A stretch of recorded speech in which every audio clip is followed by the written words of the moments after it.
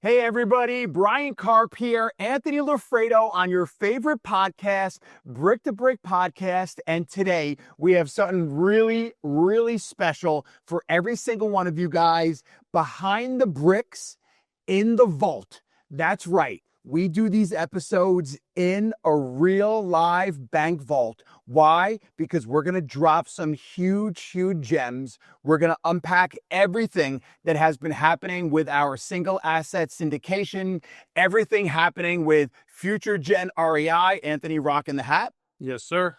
And we're going to have so much fun today. These are the questions that all of you guys want to know, the inner workings, the behind the curtain, under the hood of future gen REI. Anthony, welcome. How you feeling this morning? I'm good, buddy. How are you? Good, really good. Yeah. So we are in the vault. So what that means is we are going to speak freely. We're going to speak frankly, and we're going to bring you guys up to speed on everything going on at Future Gen REI. For you guys saying to yourself, what is Future Gen REI? Future Gen REI is a single asset syndication founded by Anthony Loffredo and yours truly, Bryan Karp, Mailbox Money. And what we do is we purchase multifamily real estate all across the state of Tennessee. We buy B and C value-add apartment complexes. We fix them up, we stabilize them, and we rock and roll and add them to our beautiful portfolio. Anthony, let's bring everyone up to speed. It's the end of July in 2025. Let's unpack what's been happening with the St. John's apartments. Let's be honest on what been some of the stumblings and the positive, the negative, and what we have going in the future. Okay. Yeah, so basically what's going on there is we are in the middle of our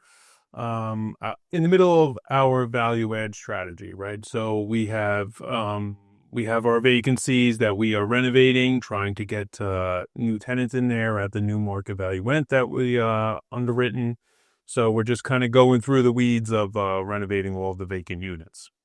So before we even purchased this asset, Anthony came up with a budget for the entire complex. Correct. How did you come up with that budget? Did you put into ChatGPT?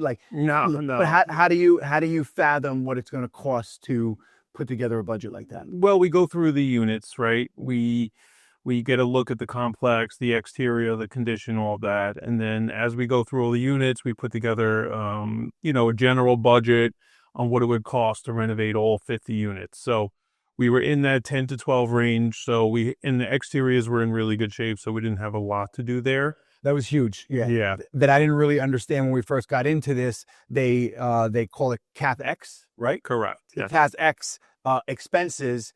We got very lucky because the St. John's Apartments, the last owner spent tremendous money updating the roofs, all of the metal staircases, the parking lot. Right, the windows, everything. Yeah, and we'll talk about one of our projects that we ended up exiting out of, and one of the big reasons on that one was just the CapEx just got out of control. Right. Yeah, so regarding St. John's, we had a $500,000 budget, and currently right now, because we're using a lot of cash flow as we go, we're coming in underneath our total $500K budget that we had. Which is fabulous. And I could say from our first quarter meeting of 2025, the average renovation per unit was $8,008. Correct. Now, some of them have gone substantially above the 8,000, and some of them we've gotten lucky and we've been able to turn them and not have to spend that money. Right, that's the difference. That's why when we go through them, we say, okay, half of them needed big renovations, the other half need really smaller, kind of lighter renovations. So, you average it out over the cost of the entire project, and you want to be conservative. You want to add in a little bit of an extra cushion there. So it's so funny because when I started getting into buy and hold real estate investing, the first thing I would do when I took over a multi is I would gut it, bring it down to the studs, new electrical, new plumbing, and the budget was here and then it ended up here. And then I always slept good because I'm like, oh, I don't have to worry about anything. And now I get it. It's like as little money as humanly possible to get the rent. The rent, right? Because there's going to be a ceiling on the location, the size, and the complex overall as far as how much you could get for the rent. So you want to kind of balance, all right, do I need to do this, this, and this? Is it going to get me extra rent money? Yes. Okay, so then we'll do that. But do we need to go crazy? Do we need to replace everything that has another 10, 15 years of useful life? No, we don't need to do that. So, it's just finding that fine balance of, being able to get that, get that target rent. A big thing that is a big ticket item in Tennessee because of the weather is the HVAC systems. Yes, you need to have functioning air conditioning. They have them on 8 months out of the year down there. So Yeah, we spoke to our PM yesterday, and they said it was like being on the center of the sun in Tennessee in the summer. And Anthony and myself were there maybe 6 or 8 weeks ago. I'm literally standing outside, and sweat is just dripping from the top of my head. Yeah, it's brutal down there. It's brutal down there, and that's a huge CapEx. So what we've learned, and so far, knock on wood, we've been relatively lucky with St. John's that maybe we replaced 1 or 2 units, but we haven't had to redo all the units. No, and that was really a big piece of the renovation budget that we got back from the inspection, knowing that the far majority of them were in good shape.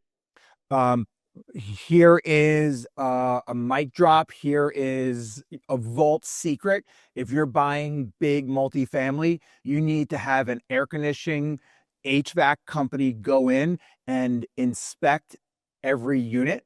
And the reason you do that is even if it's, a lot of times these deals, the price is the price and you're not going to negotiate it. But at least when you're factoring your CapEx, this unit's 5 years old. This unit's 10 years old. This unit has duct tape and glue keeping it together. Yeah, it's important to spend that extra money up front during the due diligence phase to really make sure that you're going through those units and with a fine-tooth comb, so.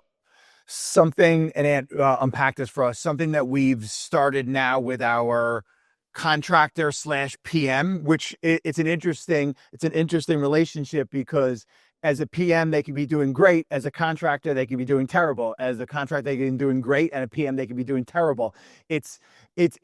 We're doing it 2 different ways in 2 different complexes. So we'll circle back with you guys and tell you which way works better on it. But it's an interesting fact back and forth. So now something that we started and Ant will unpack it for you guys is now before they touch a unit, they put together a renovation budget for us. Yeah. Yeah, it's got to be approved. It's got to be done before they start building simply because you don't want sticker shock when they say, all right, we're done with this unit, this unit, this unit, and it comes back 30-40% more than what you were expecting. And there's nothing you could do. You can't really negotiate too much with them. It's already done. It's already in place. The tenant's in there. So it's one of those things now that we learned, part of the growing pains, right? Of just starting out is before anything happens, before they get in there, the second that the tenant leaves or even that they say they're leaving, we get in there, we get pictures, we go through what the plan is going to be in order to get to, that max value rent that we're trying to achieve on all of them. Yeah, and I think it's important because what could happen is it allows us back here in New York to be mindful of what they're spending per unit. And if we end up spending 12 on one unit because we have to put a new HVAC, then we know that somehow on one of the units we have to make back that extra $2,000 to $4,000. Yeah, and the good news is that for a lot of the tenants that are at will, meaning their lease is up and they're just on a month-to-month lease, some of them will, when we approach them about getting up to market rent and saying we're going to increase the rents, some of them will be more than okay with that and just pay it. So then that's something that we don't have to worry about renovating that unit, right? Because we achieve market rents without without having to go in there and put any money towards it. So those help balance out. Yeah, we've had a few that were just 1 bedrooms that someone left and then someone put an application so they would just take it the way it is. Right, little paint, little something on those too is very helpful. Those are home runs. Yeah, it helps balance out the budget overall. Something that we ran into was a supply shortage. And listen, you're dealing with relationships out of state, and We always thought that they could handle the demand of the cleaning up and turning the units, but it turned out, and this is why you have to go out and visit your asset. Yeah, it's Right? important. Listen, Zoom is great. Google Meets is great. Watching podcasts are great. But at the end of the day, you have to get out and touch and see your asset. On our last trip visiting our assets in Tennessee, we're there and there's a stockpile of vacant units. And the reason there's a stockpile is because they're working their way through the renovation. And Anthony said, well, what's holding you up? And they said, kitchens. And we're like, well, what are you talking about? And they said, well, our one cabinet guy who is a Millhouse, I think, they literally, not Millhouse from The Simpsons, someone put an emoji of Millhouse in there, a Millhouse where they mill the wood. They literally were making these incredible solid oak custom kitchens. And this guy can only turn around so many of them. Right, in such a short period of time. And they're costly. They're not cheap. And they say, our question is, why don't you go to Lowe's or Home Depot and get, well, if we go there, we'll wipe out their entire inventory for one kitchen. So that's how little the supply is over in some of these rural areas. And Wait, I don't even think there's a Home Depot or Lowe's. Maybe Jackson. If they ordered it. Okay. If they ordered it, and it was, again, it was weeks out because they don't have the supply and getting it all the way over there. So it's just, it was a problem that if we were not there, we would not have been able to address. Yeah. Now give everyone, because we're in the vault and there's no one listening and there's no secrets that come out of the vault. Tell everyone the ingenious idea that you had and executed and where we're at with it. Well, I own a fix and flip company up here on the island, so we have a lot of suppliers that we use, and our cabinet suppliers from Flushing and these cabinets come right off the boats from China. So there's an unlimited supply of them, and they're very, very affordable. So I had told them, listen, go through every single unit that we're waiting on cabinets for. Give me a list of all the cabinets, the sizes, and I'll have them there in a week. So we had 10 kitchens full of cabinets there in, I think, 6 or 7 days at about 40% of what the cost is that they were paying. So, now they're rocking and rolling, getting all those kitchens up. Now there's no more excuses that they can't get the kitchens done in time. I think, and Ant is the numbers guy, I think we were paying, and it's still cheap if you think about it, for a solid oak custom kitchen. I think it was $5,500. Yeah, with the cabinet and everything else. And the installation. With the counter. Yeah, with the counter, and the installation. Yeah. So. And I think we brought it down to 2,000 or 2,500. Yes, it's going to be, depending on what they come back with their labor, but it's not going to be a lot. Yeah. So yeah, it's 2,500. Huge. So that's huge for us. That's with the materials, with the labor, with the counter, with the counter and everything. Let's speak about this. Like there's two things when you are investing in multifamily, and I'm dealing this on my New York portfolio now. It's okay, how much are you willing to pay to get something done? And also, how quickly can it get done? Right. And it's really like this, because here's an example. We're turning over one of the Karp family portfolio here in New York, and I hired a contractor who could do it a little sooner than my normal guy. And the reason I was willing to pay a little bit more is because he can turn it around a month quicker because he was available. Right. So if I could clean it up a month quicker and occupy it a month quicker, I'm back to cash flowing or back to bringing revenue in. So you're losing money every day on every vacant unit, right? Because you're paying taxes on it. It's lost rent. There's insurance. There's everything. So the name of the game is speed and getting these renovations in there, getting them done, and getting new tenants in there. So. Yeah, what's more important, getting it at budget or getting it done quickly? Quickly. Yeah. You want it done quickly. You want to turn it around as fast as you can. You want to fill it. You want to stabilize it. That's the name of the game here. The quicker we do that, the quicker we start doing distributions, and there's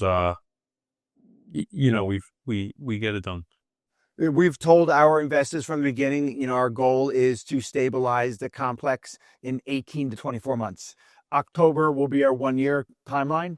We're moving. I'd say we're probably almost halfway through the renos. Halfway through the renos. 15 of the units are at market value now. So we got 35 left, but we're going to have another 8 to 10 hit the market. Hopefully in the next 90 days. In the next,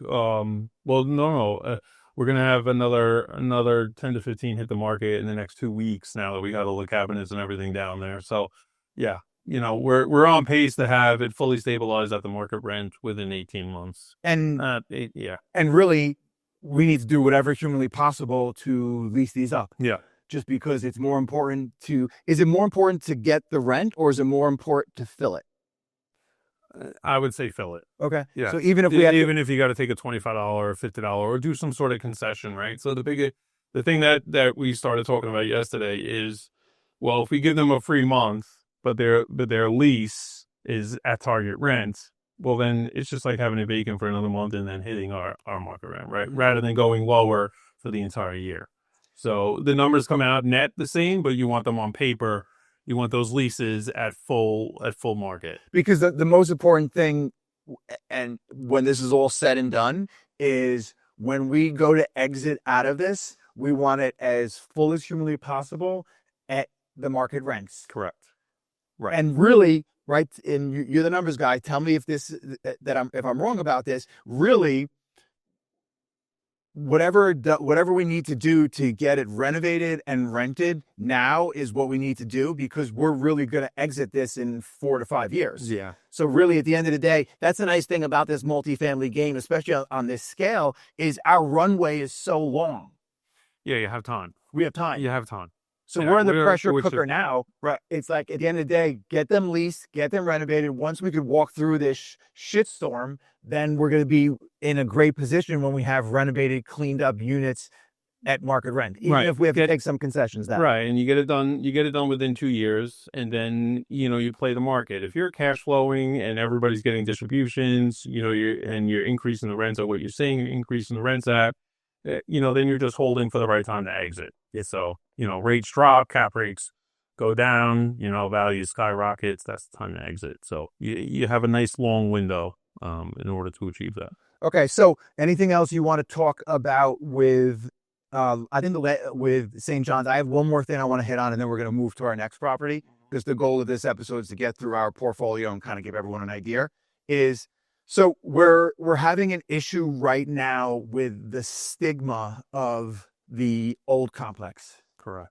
It was always a mismanaged, beat up property. Yeah. And the last landlord really did a number on the reputation in the town. So many conversations with our PM has been, and I don't know why they didn't just come out and say it.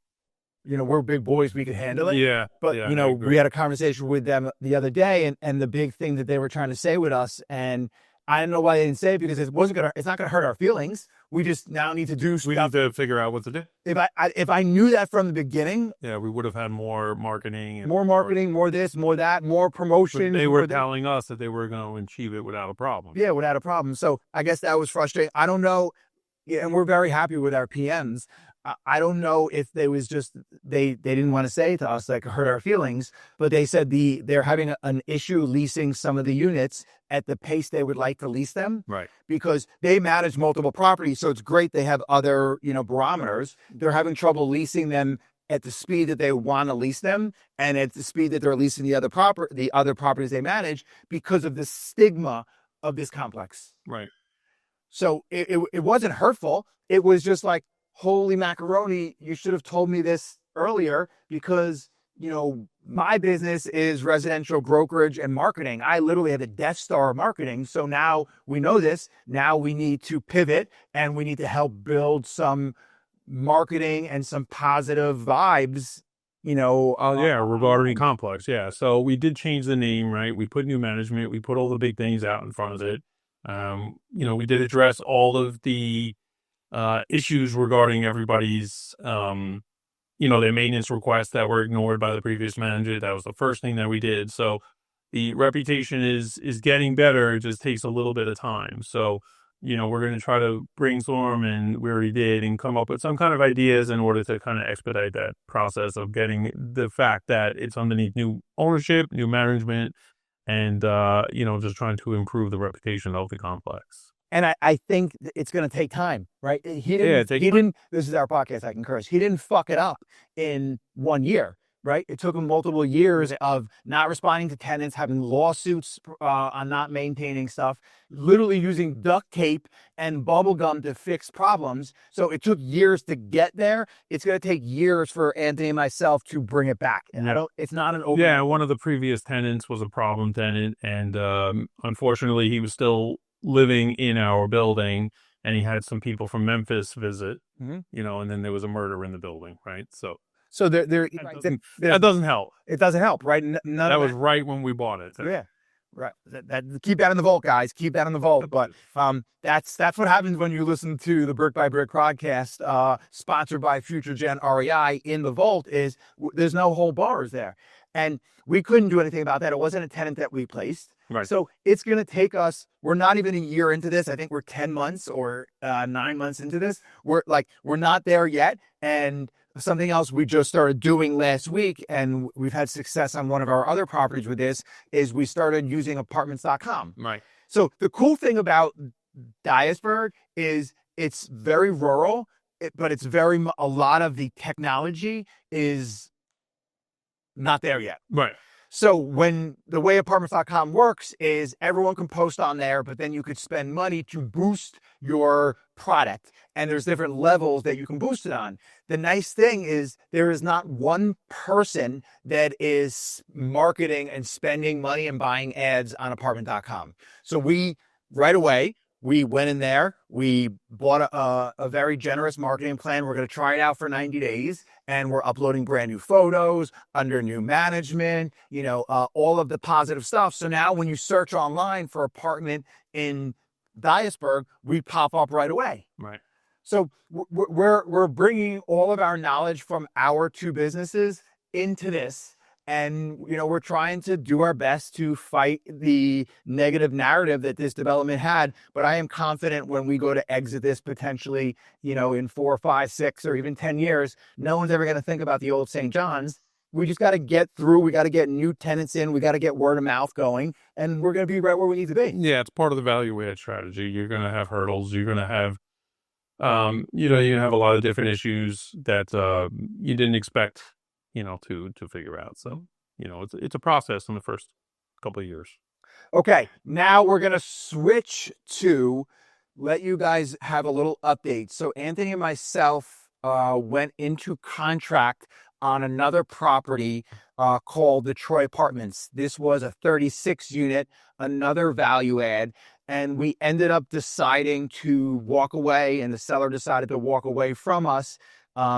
And we want to kind of unpack why we felt like that was a great deal for us to walk away, but we did lose a little bit. So we want to kind of unpack how that works and give you an idea of how the whole process worked. And sometimes, and I've learned this for my business, and I know Anthony will, champion this. Sometimes you can't get a square peg in a round hole, and you shouldn't try to force it or push it. Some of the best deals are the deals that you never did.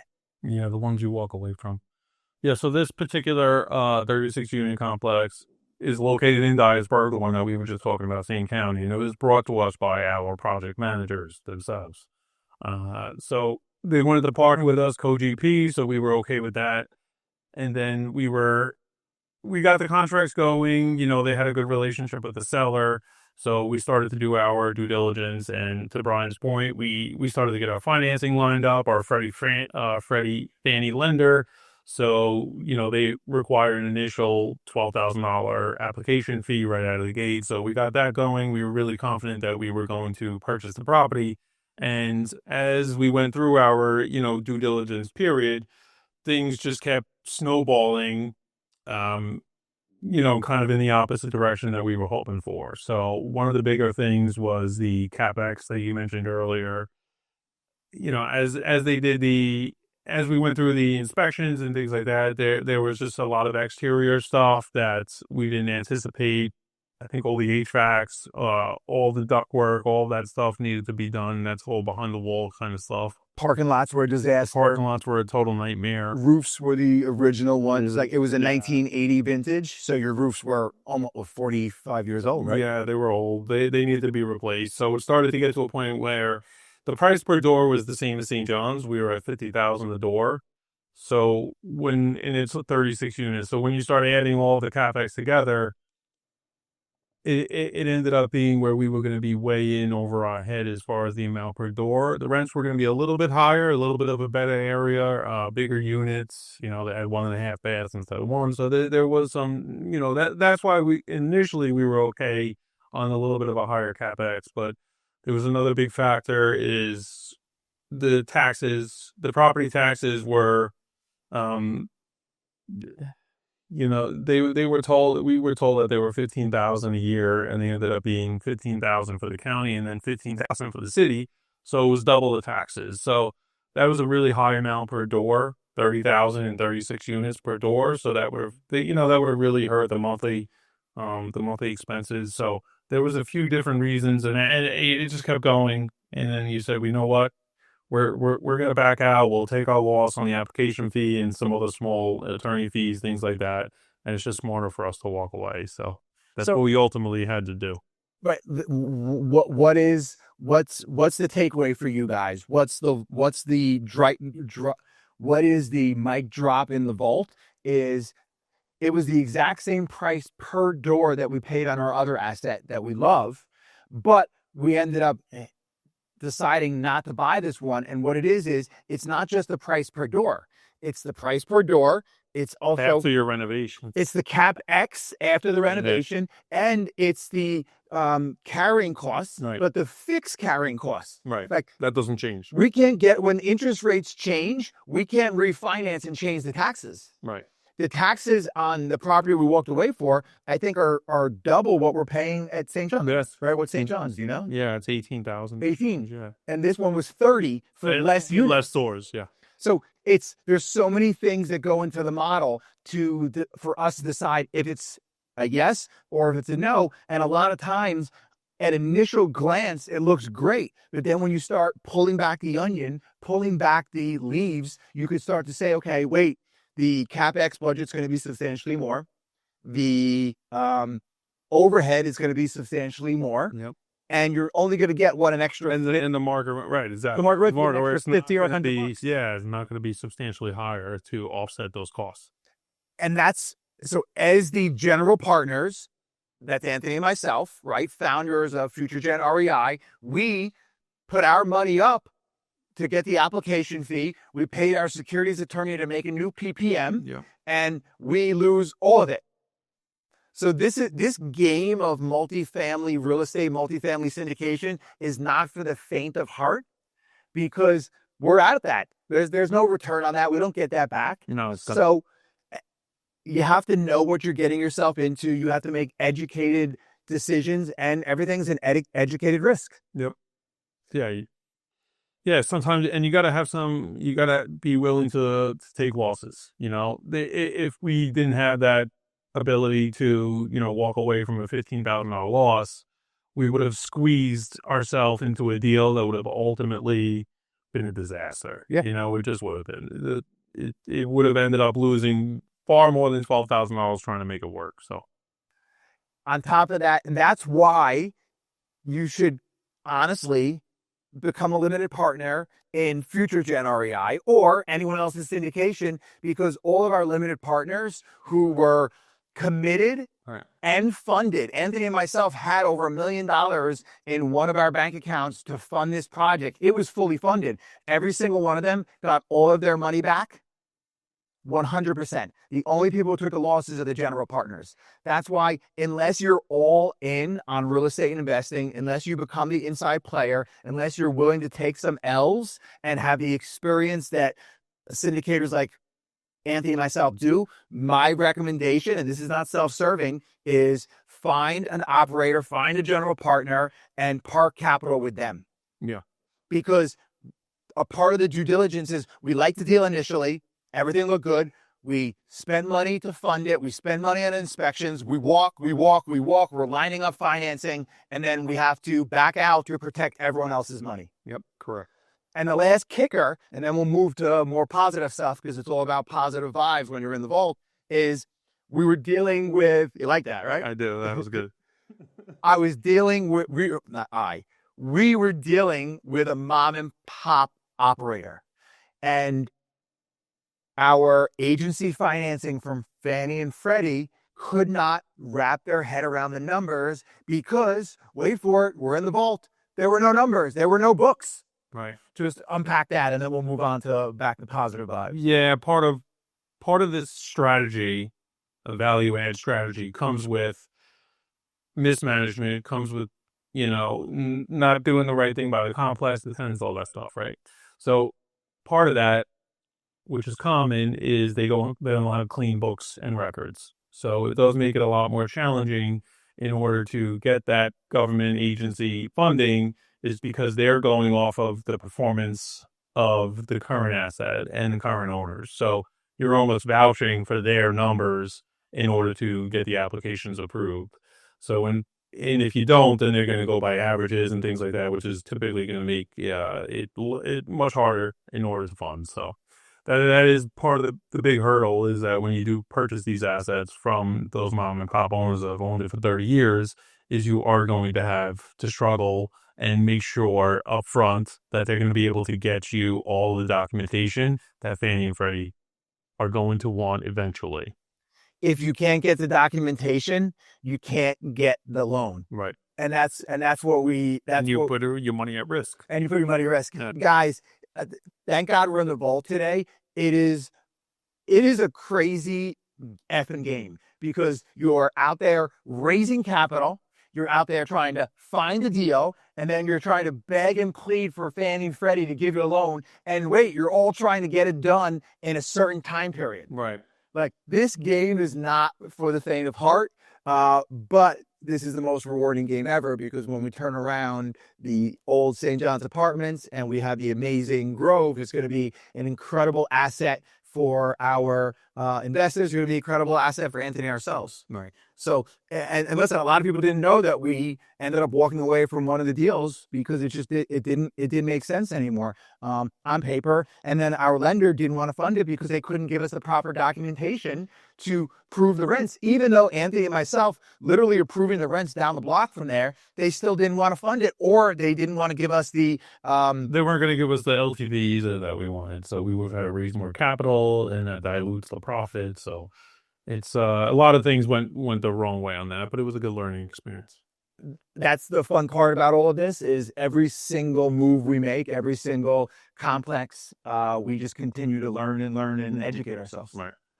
All right, we're going to move on to our final complex. But before that, I want to let all of you guys know about Future Gen REI. Future Gen REI is a syndication, single asset, multifamily syndication. The founders are Bryan Karp and Anthony Loffredo. And what we do is we buy, I don't want to say distressed. What would you say it?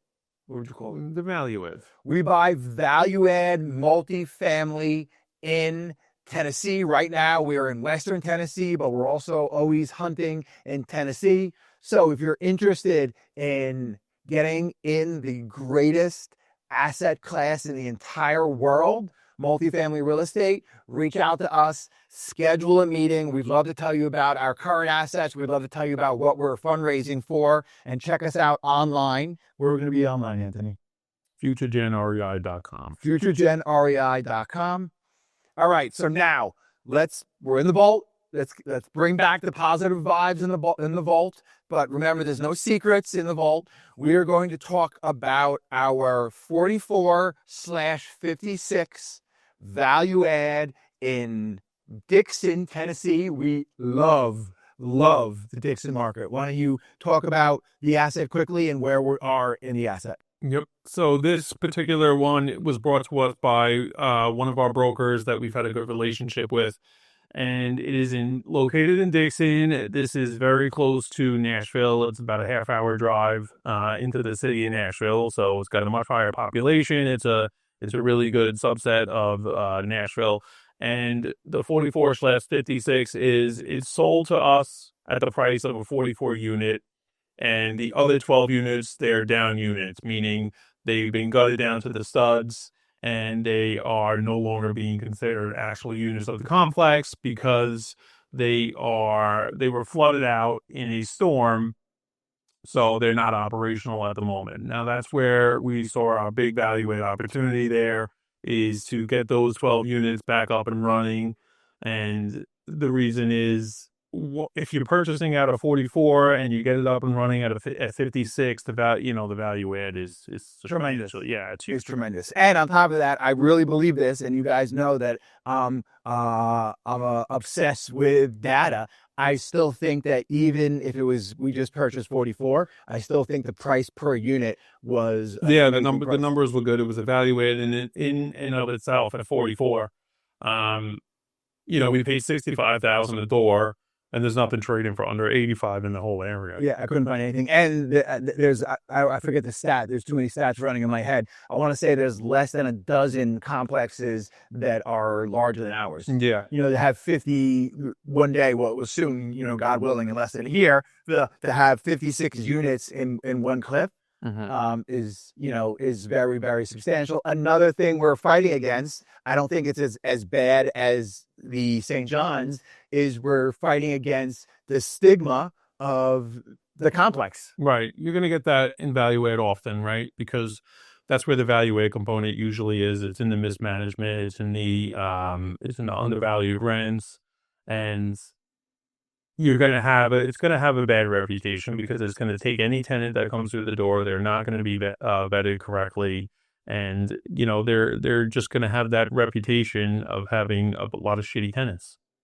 Yeah, and that's what we're fighting with on this one. We're working with a different PM, a PM that's very local. And same thing with our first asset. The PMs that we've hired have always been very, very local to our asset. Yeah. With all the connections. And I think that's really important. I want to say the PM is probably 40% of. Yeah, it's certainly the most important component outside of the asset itself. Yeah, is the right PM. And I think on all of our projects, we've been very lucky to have great boots on the ground people. It's just you're dealing with personalities, you're managing people, and it's dealing with that. So with the Dixon property so far, because we were just down there a few weeks ago, what we did is we went through every single unit with multiple different contractors, and we are just finished up getting the prices for our turns.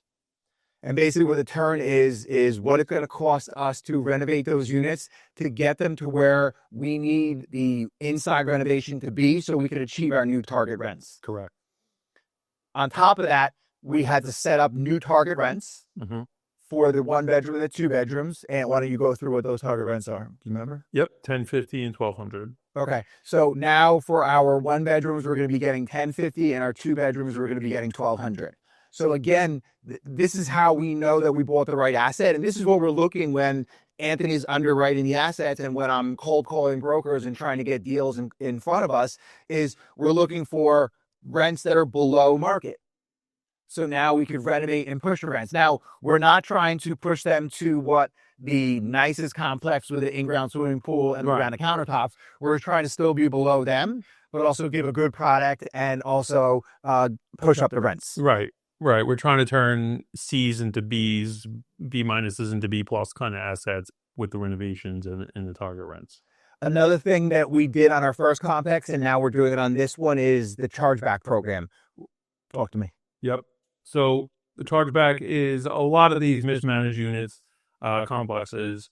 They don't have a handle on the utilities, so their expense side on the utilities is far greater than what it should be. So some of them are individually metered, and some of them are kind of metered by the buildings themselves, like 1 meter for the entire building. So when that's the case, what we do is we kind of just get a graph of the overall what the utilities cost and do a chargeback and average. Right now they're in that $15 to $25 range, and we're going to push them into the $50 to $75 range just to cover the majority of the expenses, the utilities. 2 takeaways from what Anthony just said, right? There are 2 things you could do when you're trying to change the value of a complex, and this stays in the vault. It's raising rents, raising your income, and lowering your expenses. So with the chargeback program, we are lowering our expenses because we still have the expense for garbage, we still have the expense for water, but now we are putting it back on the tenants. Right. So that's something that every single one of you can do. If you have 2 doors or 107 doors, is put a chargeback program, putting some of the carrying costs back to the tenants. Right. Even little things. They have a termite, right? I think it'd be nice. I think it's a cockroach guy. Yeah, pest control. They charge $2 a month. It costs $6 a month. So, it's a simple goal. When, you go to the tenant, you say, hey, listen, you pay $2, it's going to go up to $6. Now you lower that expense down and you zero out that expense. So it's a lot of small little things too. You have to pay attention to when you're going through, the income statements. Something that we're really happy about is it seems like we have our first application for a new tenant and we're achieving the rents. Right. And the unit isn't completely renovated. I think it's clean, but not completely renovated. Right. So proof of concept is there. That's it. That's the number one thing. That's the number one thing. Just like on our first asset, even though we're fighting the bad narrative and we're doing our best, to build a whole new rapport with that, we've achieved our rents and we've achieved it several times. So it's proof of concept. And now in Dixon, brand new market, brand new rents, brand new group of people. And now we're achieving our rents and we're not even achieving them on completely renovated terms. Right. Which is good. So same situation as St. John's. We're going to get target rent on, quick cleaning of the carpets and painting. And then some of them are in worse condition that we're going to end up doing, kind of not gutting down to the studs. That's never really necessary. But, replacing bathrooms, replacing kitchen, updating the flooring, all that kind of stuff. Scraping the ceiling. Scrape this fucking popcorn ceilings. Like popcorn ceilings. I don't know what it's about Tennessee or what it's about 1970s and 80s vintage, but I don't understand who ever liked, wanted, or thought it was cool and attractive popcorn ceiling. No, it's the most ridiculous thing that I've ever seen in my entire life. Yeah, it's bad. All right, now let's talk about what's going on with, it feels like we finally narrowed down the quotes and targeted our general contractor who's going to be renovating the 12 units. And let's talk about that. Let's talk about the permitting process and what that's going to look like. Yep. So we went through all the different contractors. There's two components to this. There's the contractors that are going to go in and, put these 12 doors back together. And then there's the civil engineer, right, regarding the water plan. So we met the civil engineer down there when we went. And we're going to build a wall essentially around that building to protect it in the event of another flood. So we need a contractor for that as well, which we're getting bids on. And the permitting process is remarkable. It's as easy as having the plans and the design, and you go down to the town or the city, and you get the permit right then and there. So they kind of just issue the permit as long as it's stamped off by the engineer. Same day. An architect. Same day permit. The same day permit to start the renos. It's wild. Which is wild. And the only thing for this wall, it's going to be a 6'6" wall. Mm-hmm. Wall, steps, and pumping system is they just want their civil engineer for the city to look at it and approve it. The best part is their civil engineer no longer worked for them. So they had to get a new civil engineer on retainer to do that. The hope is we're starting renovation in 30 days. Mm-hmm. Yeah, hopefully sooner. Hopefully that the renovation starts in 2 weeks and we get the wall and all that stuff approved and ready to go within 30 days. Because we can go in there, we can do the reframing, we can do all the roughs, we can do all that while the wall's not up. And the cool thing is we're renting 1-bedroom units for $1,050. These, Anthony underwrote that at $1,050. Yeah. These are going to be brand new. So we might even Water ceiling. We might even be able to push them to 1,100 or get a little extra for them. They're going to be brand new. You're going to be the first person to ever live inside this unit. Yeah, no, these are going to be nice. It's going to be about a good value add there. And, they're trading at $65 a door and it's going to cost us $30 a door, which is huge to have brand new apartments. Huge. So unbelievable. We really like this asset. We really like this market. And listen, the goal is always to be in a market with the most population possible. Yeah. Because the more population gives you more people who could potentially move into your unit. Yeah. This was a purchase price of $2.75 million and we're going to create $500,000 to $700,000 in added value within the first 6 months. Absolutely, without doubt. So actually, when we get those new target rents, and once we get the new 12 leased out, forget it. We're going to be doing two things. We're going to be renovating the units on turns. Plus, we're going to be putting brand new units onto the market. And I really feel like the PM there, I feel like maybe everyone starts off like gung ho, but I feel like they're really gung ho. We really like them. Yeah. And they have a lot of technology. It is a franchise, the PM. So they have a portal. Yeah, it's great. Their reporting is terrific. They have their own separate accountant, which is, I love. So it's good. No, this is a good one. Yeah, it's really good. We're excited about it. So we'll keep you guys posted. That's all the time we have for today. This is the Brick to Brick podcast. The Brick to Brick podcast is sponsored by FutureGen REI. FutureGen REI is a single asset syndication with multiple properties all across Tennessee. If you guys are interested in learning more about what we do, if you're interested in investing, please reach out to us. You can find us online, or you can schedule a one-on-one or two-on-one meeting with us. We're really excited, and please share the show, comment, let us know what you think, and if there's anything you want us to hit, please reach out and we'll do our best. We'll see you next time.